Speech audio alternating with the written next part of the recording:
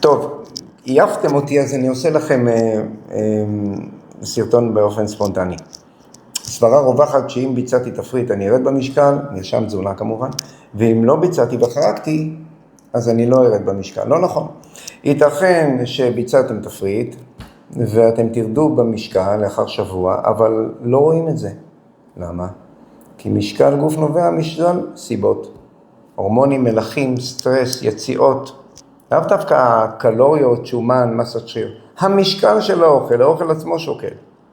ייתכן וחרגתם, וכן ירדתם במשקל. ייתכן וביצעתם מרשם תזונה, ובאמת לא ירדתם במשקל. א', מרשם התזונה לא נכון, הולכים לרופא, נכון, אתה בא אליו אחרי שבוע, כואב לי הגב, אז הוא מחליף לך כדורים, עושים זריקות, עושים צילום, זה התהליך. ייתכן וגם מרשם התזונה היה נכון לפני שבוע, אבל היום כבר הוא לא נכון, הגוף מבצע אדפטציה, הוא מסתגל. אז רגע, אז איך נדע?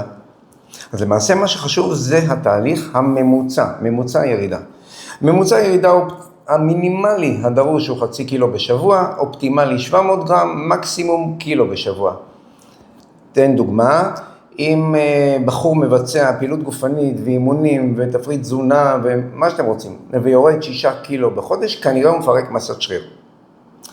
רגע, ולטענה שאני לא רואה או לא רואה ירידה, כי העליתי מסת שריר ופירקתי רקמת שומן, לא נכון, לא ניתן לעלות מסת שריר באותה מהירות שאנחנו מפרקים רקמת שומן. זה לעולם לא קורה במקביל, לא ביחסים זהים.